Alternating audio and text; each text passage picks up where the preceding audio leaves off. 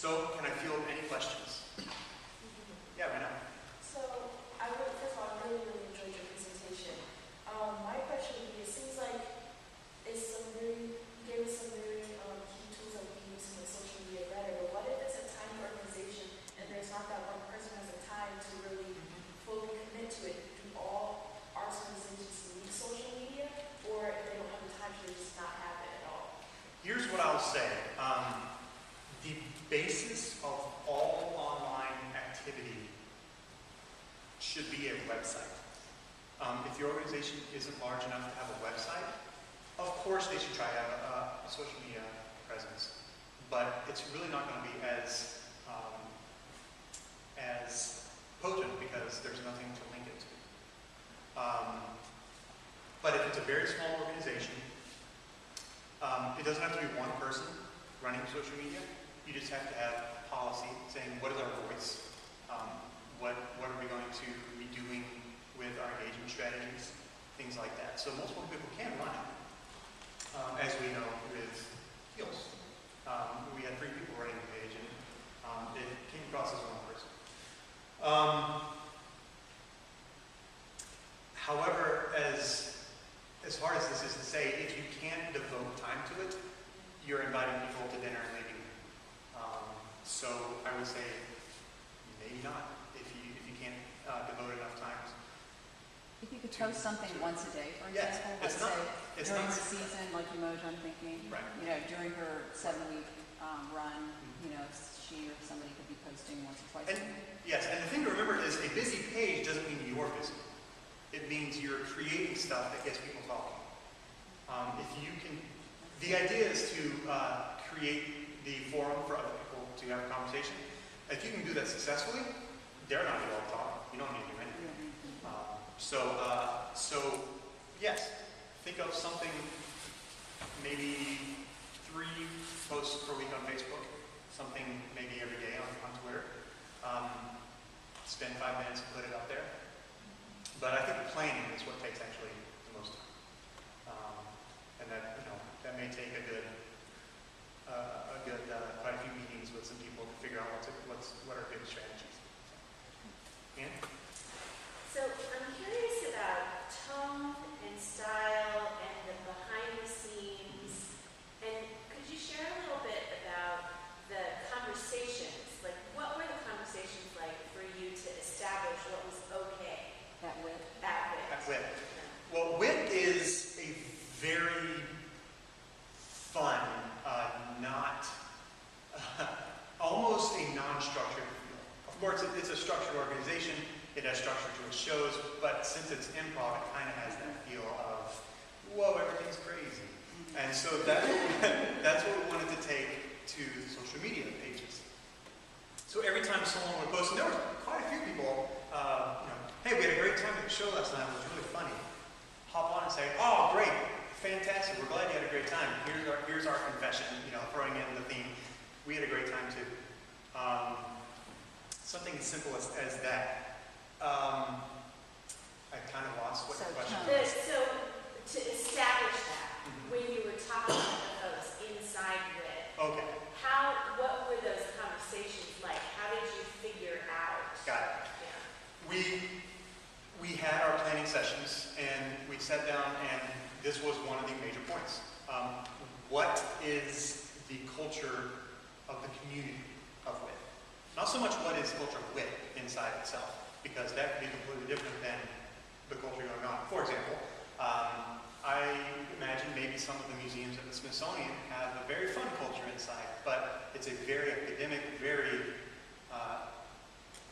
serious art feel to the outside world, to the Smithsonian. So your language should reflect that, not what you feel inside the organization.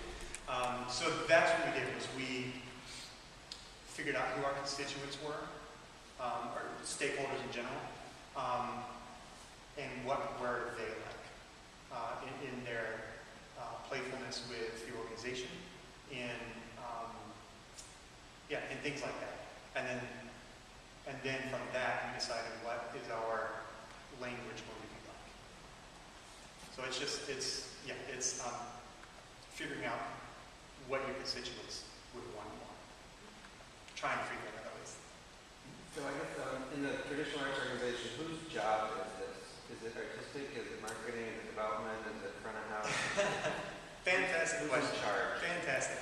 What do you think? No, sorry. No fair. It's a great question because, again, in the past it's kind of been marketing. But what you want to do is you want to get everyone involved. For one thing, artists, etc., and your evangelists. But who should run it? I think it should be, marketing should be involved in one way or another, marketing communications, as long as I understand that it's not a marketing platform. But you should definitely have that message going out on your social media. There's not a problem with executives hopping on it, but many of them in traditional organizations don't really know how to really use social media without selling. Not that they can't learn or that some of them won't know, but it's almost going to be the young person, or I'll almost say young, because it doesn't have to be young, but the social media native that's working in the marketing department will probably have to do some training for everyone. It takes organizational buy-in because, like Raynell said, even in small organizations, even in large organizations, one person probably can't pay attention all the time. You're going to need multiple people. I think Arena Stage had 4 people who run their social media and who are constantly monitoring it. It's probably a good idea to get some artistic, to get someone from the art itself, someone from marketing, maybe someone, if you're large enough to have an audience engagement or a connectivity like Wooly has, department have someone there on the marketing committee, or the social media committee, if you want to call it that. It's really going to depend on the person in the organization and what you're trying to accomplish with your social media use, which again goes back to the policy that you want to establish. I hope that answers your question. So you may have sort of just touched on this, but when you said committee, it immediately made me think of board members. Mm-hmm. Would you let board members use social media? It's a great question. It is a fantastic question. You have to give me about 5 seconds to think about it. I know it's putting you on the hot seat. I'm going to say no, don't let them manage social media. Invite them to join the conversation. Okay. And as I'm saying that, I'm having a debate in my mind. Do you ask them to say they're board members while joining the conversation? I'm not sure you would. Right. But the reason is you have a plan and a strategy on what you're wanting to say, what kind of things you're wanting to get people involved in. Mm-hmm.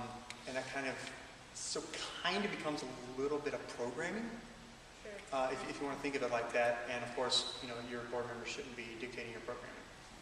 And I was just thinking, it's just like special events, not having them get so distracted by, special events or, doing social media that they're not doing stuff they're really That's paid to do. Right. right. So That's really it's good. going to depend. However, I will say, a good half or more of the board members at WIT were active on the social media engagement strategies. I think that goes back to finding your evangelists. Okay. If a board member is not an evangelist for the organization, what are they? Besides money for the organization, I guess. But get them involved. Ask them to join on and spread the word. That's what I would say. So not managing, but involved in the conversation. Absolutely. And even send them a packet. As an actor, I got a packet whenever I worked at a certain theater, every show, saying these are the things you can do for the show and for the organization. Send them a packet. You want to hop on Twitter and join this conversation, here's a way to do it. My next question to you is, who then kind of educates the board about social media and what their role is there? All these questions that I did not think about until today. I would say that comes from, it's not a bad idea to tell the board what's going on. Again, you want to get your evangelists involved. That is going to come from staff. I think once you have your plan in place and decided what your strategy is going to be, send the packet along, have someone who knows what's going on. If it's not the executive, whoever is in charge, have them talk them through it. At Broadway Rose Theater Company, something I worked for, the assistant marketing director kind of ran social media. So I'm sure if she was talking to the board, she was probably the one doing it. Okay, thank you. That's what I would, off the top of my head, think. Is that Renee? One more question. I was curious about how you manage all your different social media, different social media. Like you did deals, you're doing web, and you also have your own personal page. I know when we were doing deals together, oftentimes I'm thinking I'm liking something as myself, and then I'm liking it as deals. I'm like, oh no, wait, go back and Yes. do that. So did you find that difficult, or did that kind of come easily for you? I think once you understand the ramifications on what's going on, it becomes pretty easy to remember. But it's something that's a mistake that's easily made, though. Yeah. Yes. Even if you're paying attention, you can easily make a mistake. That's one of the major do's or don'ts. I can't remember which one, but make sure your accounts are lined up, which one you're on. Don't forget to switch accounts. We've heard many stories about congressional aides or something, tweeting on the wrong account and being fired. Well, congressmen tweeting out on the wrong account and being fired. That's something you have to pay attention to. Before, what I did when I was working with WIT was I made sure, before any tweet, I went over, it's easiest to do on your phone to make a mistake. Went over and made sure which account I was on before any tweet. And then switched if I was on the wrong one. But yes, something you pointed out, if you accidentally like your own post, that looks a little tacky. Emerging Arts Leader Symposium likes Emerging Arts Leader Symposium post. Hey, so add on to the, hey everyone, look at me buy my stuff. It's awesome. That's kind of what it's saying. Yes, it can be hard to do, especially if you have 3 accounts, like I was juggling. But it's just one of those priorities you have to set to make sure of which account you're on before you say anything, especially if it's going to be something controversial. Thank you so much.